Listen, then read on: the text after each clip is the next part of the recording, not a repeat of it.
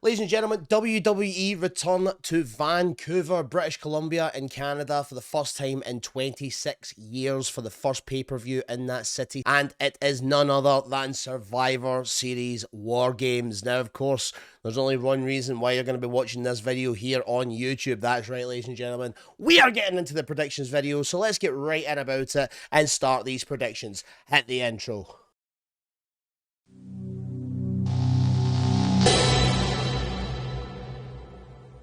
We are going to start off the predictions with none other than the WWE World Heavyweight Championship match as the former El Campeon Damian Priest looks to retain his title from the man he lost it back at SummerSlam, the Ring General Gunther. Now, I'm very, very excited for this matchup because Damian Priest has elevated himself as a man who is, destined to be holding this World Heavyweight Championship, even more so than when he actually did hold the World Heavyweight Championship from WrestleMania all the way to SummerSlam. This new elevation of this character that Damian is bringing to us is just absolutely phenomenal. Taking back his roots from being on the streets, using that grit and that grime and molding it into something so beautiful and magical to watch, and I'm very, very excited. And on the other hand, Gunther, we've seen him lose to Cody Rhodes at Crown Jewel, and ever since then there has been a little chip on Gunther's shoulder. Not the same dominant man that has been undefeated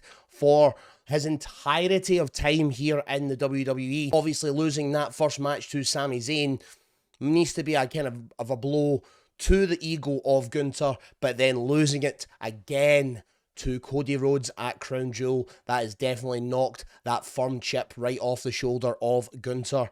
Is it going to be enough? Is he going to be able to keep the head enough to retain his title at Wargames? The only way I can kind of see Damian Priest losing that match is if Ludwig Kaiser does get involved, but then again, Ludwig Kaiser does have a match himself in Survivor Series, so Gunther doesn't have anyone in his corner, and neither does Damian Priest, so this is finally the one-on-one matchup that we were hoping to see at SummerSlam. And just looking at this, I personally have to go with Damian Priest here because I want to see this man, I want to see this elevated character of Damian Priest hold that world title, be the world champion that he was destined to be, and just have a fantastic run as champion. For this match, I'm going with Damian Priest. 2 weeks ago on SmackDown, we saw the return of none other than Shinsuke Nakamura as he just beelined it to the ring after LA Knight's match when he defended that title against Garza and just absolutely kicked the taste completely out the mouth of LA Knight. And then fast forward, we now have the match booked for the US Championship here at Wargames. LA Knight taking on Shinsuke Nakamura. Now, everyone who knows me and has watched the streams for as long as they have knows that I am a very, very big LA Knight mark. And I am not going to shy away from the fact either. I am still going to be cheering for LA Knight this entire time. But does that mean they're going to make Shinsuke Nakamura lose his first match back on WWE television? The only way I see Shinsuke Nakamura losing this match on television is by disqualification, just to submerge himself into this heel character that he has now brought back to the WWE television. This match is going to be it's going to be hard hitting. It's going to be an absolute, to take the words from JR, an absolute slobber knocker. I am very, very excited for this match. But with that being said, my pick for this match is none other than the megastar, Mr. LA Knight. Yeah. Up next, the match that was just announced on Monday Night Raw, the triple threat match for the Intercontinental Championship, as the Celtic Warrior Sheamus takes one final chance to claim that gold that he has never held in the WWE, that Intercontinental Championship, as he faces the dog Braun Breaker and the right-hand man of the Ring General Gunther, none other than Mr. Ludwig Kaiser. These guys are gonna knock the living daylights out of each other during this match. This match is giving me WrestleMania 39 Gunther Drew Sheamus vibes. I feel this is going to be very much the same vibe as that WrestleMania match that they had with Gunter and Drew McIntyre. I personally think this is going to be, it could be up there with match of the night, but then again, we do have 2 War Games matches that we do need to look out for. With that being said, I just do not see Braun Breaker losing this championship as of yet. I feel that he's going to be holding that title for quite some time, and when he does lose it, he will be going for the grandest prize. He'll be aiming for nothing other than the World Heavyweight Championship from that point. But is it the time for Braun Breaker to be facing the World Heavyweight Champion? No, I feel he needs to be holding this Intercontinental Championship for a little bit longer, just to kind of cement himself as a main player in the WWE, which he has already done so by taking out so many people with that 22-mile-an-hour running spear that he does from the outside of the ring. He has dominated so many people, and I do not doubt that he is going to dominate both the Celtic Warrior Sheamus and Ludwig Kaiser in this match. For this match, I'm going with Braun Breaker. And now, ladies and gentlemen, it's time for War Games.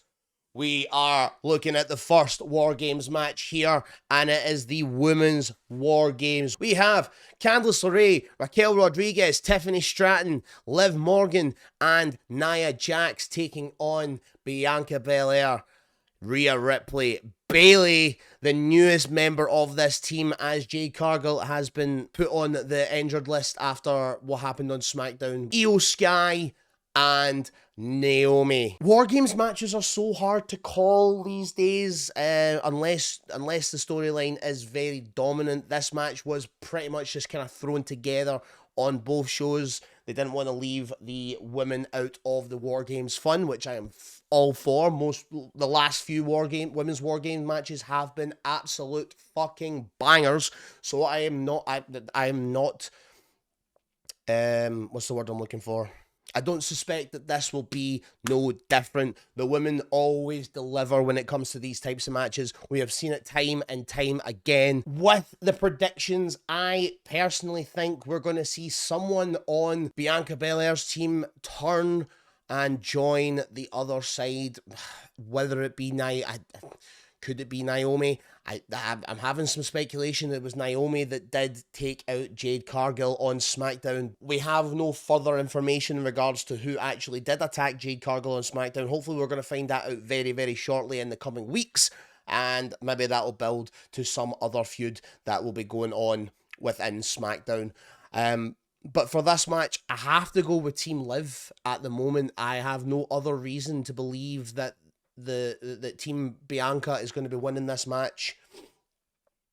I just feel that there's more power, there's more violence behind Team Liv, and they are willing to do anything it takes to win the War Games match. For this match, I'm going with Team Liv.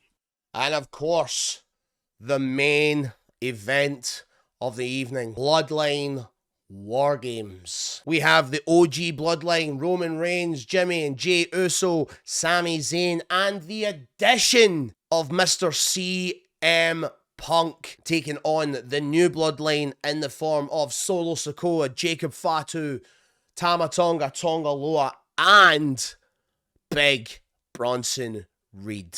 Now you tell me the issue that I have with this. Why has CM Punk been added to this match? I don't want to hear anything about he's a Paul Heyman guy, he'll do anything for Paul Heyman. It doesn't make sense story-wise. It just doesn't make sense. I don't get it. I don't understand. I don't get it. It doesn't make sense in my head. It just doesn't make sense. Why have we added CM Punk to this match? We added Bronson Reed. The amicable choice, the smart choice, the booking choice here would be none other than Seth frickin' Rollins to add to this team. But obviously we've seen Seth Rollins wants absolutely nothing to do with Roman Reigns, the OTC, which I completely understand, because Roman Reigns did technically stab him in the back multiple times, but he also stabbed him in the back at the same time. Let bygones be bygones. You want to take out Bronson Reed? This is your opportunity to do so, Seth Rollins. Why haven't you taken it? I just hope there's going to be some bigger booking scenario down the line that makes this make sense. But at this moment in time, this match is a throwaway for me. I am not looking forward to this Wargames match in the slightest. It makes no sense. With this, I'm hoping the OG Bloodline take the victory, but I'm not happy that CM Punk's on that card. It just makes no sense in my head. It just doesn't.